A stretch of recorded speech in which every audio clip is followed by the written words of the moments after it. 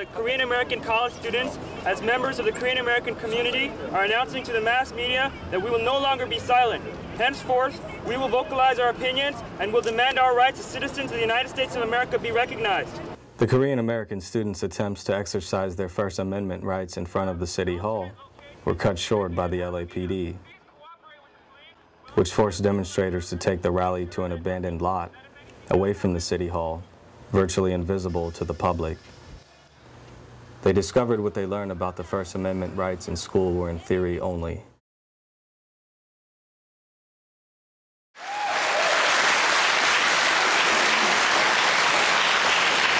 Good evening, Commissioners. My name is Grace Yu, and as you can see, I've got my Wilshire Center Koreatown Neighborhood Council whole sash on, along with several hundred of my fellow Koreatown residents. And I, along with hundreds of other Wilshire Center Koreatown stakeholders, have been present at several hearings raising the same unified message. Keep the Wilshire Center Koreatown Neighborhood Council in one city council district. And yet, the Commission's draft map ignores this public testimony by dividing us at 3rd Street and effectively splitting Little Bangladesh in half instead of keeping us whole at Melrose.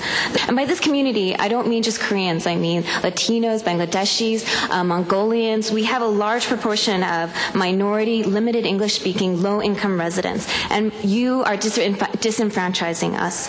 Commissioners, tonight I would like to welcome you to the political awakening of Koreatown. We're not going to be the quiet group anymore that just hands out money without political representation. To whom do you owe your civic duties? Is it to the council member that appointed you? Do they tell you how to vote? Or are you truly an independent commission that listens to the people? Why am I reading articles in the LA Times saying that there are secret meetings going on behind closed doors? I thought this was an open process. Several months ago, before the commission was created, it was rumored that CD10 would go into 3rd Street. After hours and hours of meetings, the map goes to 3rd Street. Are you not hearing our voices, or is this process a sham? The young Korean American leaders were outraged when they discovered that the map produced on February 1st, 2012 completely ignored their demands that Koreatown be kept in a single district with other similar communities of interest. They had to learn a painful lesson that participation in the political process alone did not guarantee that their demands will be honored. I have to admit I am terribly guilt-ridden over the concerns of the Korean community. They did not win here, and 10 years ago they didn't win either, and I was on that commission as well. The problem is not that they're not heard, because they are heard. The problem is this is a political process, and they haven't developed that weight yet. We should have never allowed, as we now know, politicians through their surrogates to redistrict the city of Los Angeles. The elected officials could not restrain themselves from getting involved before they were produced the final product. They were involved before, in some instances, the commission was actually appointed. In reality, we only had 100,000 people to accommodate in the entire city. Of 3.8 million people, we only grew 100,000 people. So how do you have to displace 40% of one district, almost 30% of my district? It was apparent for me early on that this was a farce. This was a charade. And while we publicly were encouraging people to participate, going through the process of drawing that first citywide map, that this process was not open, transparent. We showed that we knew how to listen when we wanted to, but we also didn't give the same fair and equal treatment to everyone, and that is what disturbs me most about this map. If there were some rational basis that I felt could be upheld under law, so be it. But I don't think we passed that test. I saw many procedural irregularities. I saw race being the predominant factor in the drawing of certain council districts. So I am very, very concerned about this map and would vote no. A couple of the goals in the redistricting and it's illegal to do this on its face, is to create 5 Latino seats and to maintain 3 African American seats. What they really did is they solidified in the city, out of 15 districts, they solidified even a stronger base for 7 white seats, because they moved the Latino population around in the valley to ensure that they were never in large enough numbers to be a threat to the incumbent or future elected officials in these 7 seats that historically have been white, even though white population is below 40%. They then proceeded to solidify 4 Latino seats, but at the same time, it was clear from the videotape that one of the commissioners clearly stated that his intent was to gut the black vote out of the 9th district to ensure it could become the 5th Latino seat in the city.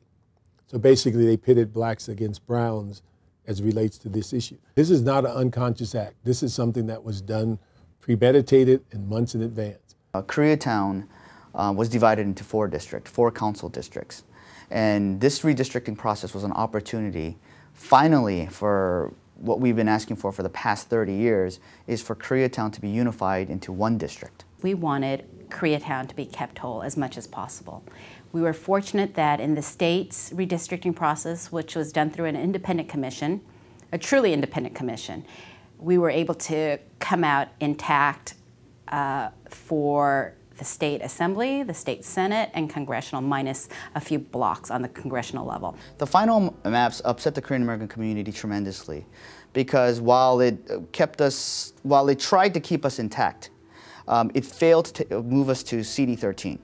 And the reason we wanted to be in CD13 is, had Koreatown went into CD13 with other similar communities of interest, primarily Thai Town and Filipino Town, we would have represented at minimum 30% of the voting population, which would one day allow the Asian American community to elect not just an Asian American, but any candidate that would be more responsive to the Asian American community's needs.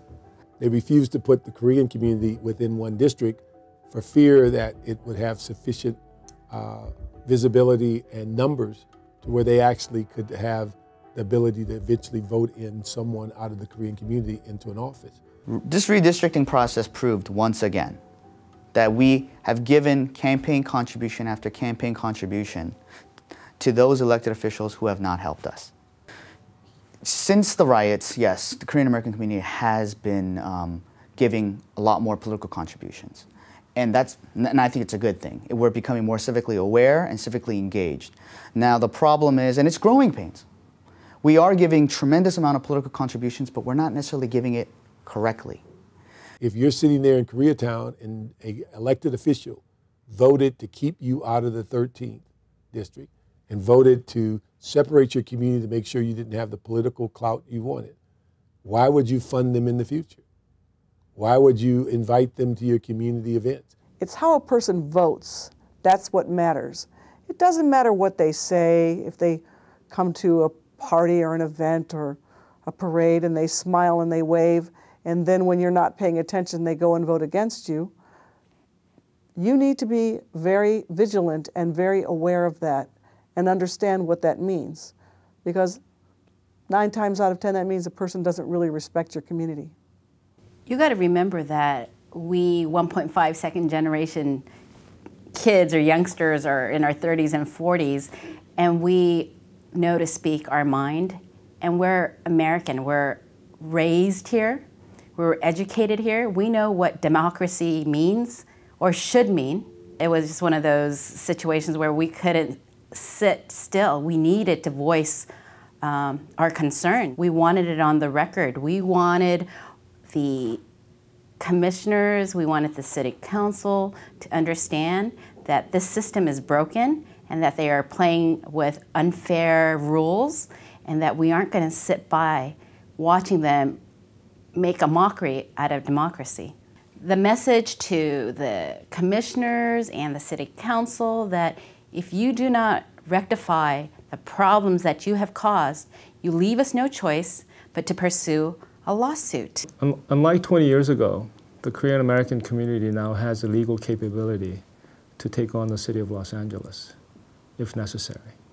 For example, in 2006, when a major downtown developer came into Koreatown and tried to displace 160 Korean American families in violation of the California Condominium Conversion Act. We took on the major law firm from the west side that was representing these developers and was successful in obtaining relocation expenses for these tenants.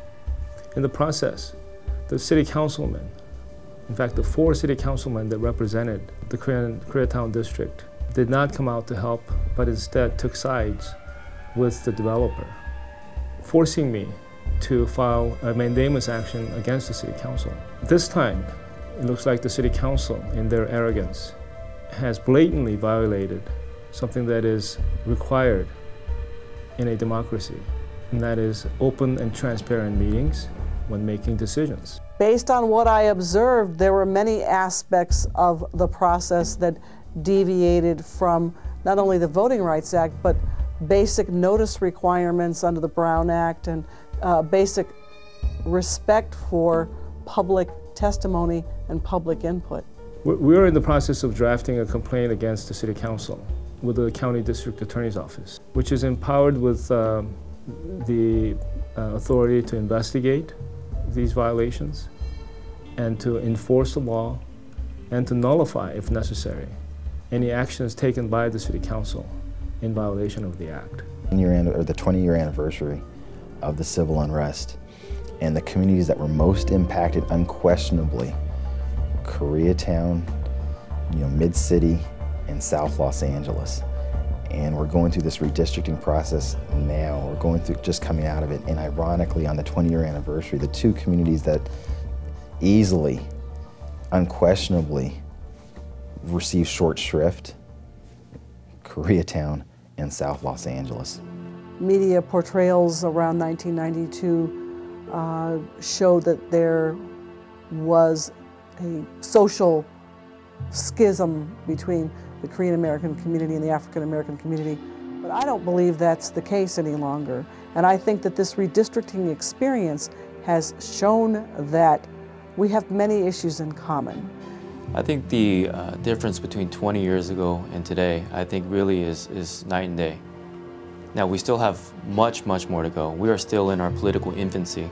This year we had 2 commissioners, both myself and Commissioner Helen Kim.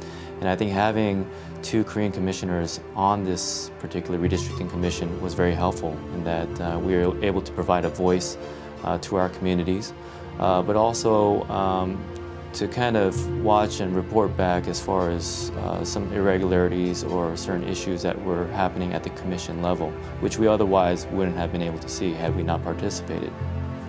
Our community historically has never really participated in the political process. And to see this time around, both young and old, we saw participants, speakers that were from high school all the way on to a 94-year-old grandfather who waited 4 hours to speak 1 minute before the commission. When you see stories like that, I think it really speaks volumes about how far our community has come. Throughout history, if you look at other communities, whether they be the African American community or the Latino community, political power was never gained overnight. And I think our community needs to be patient, and it's going to take some time, but I believe that we will get there. Eventually, we will have a Korean American council member. It's just a question of, will it be 5 years from now, 10 years from now, 20 years from now, or maybe even next year. We have 3 potential candidates, Korean American candidates running in Council District 13. But I think it's really up to us, first generation and second generation, working together to figure out how to unlock our immense potential. And I believe we will get there. It's just a matter of how fast or how soon.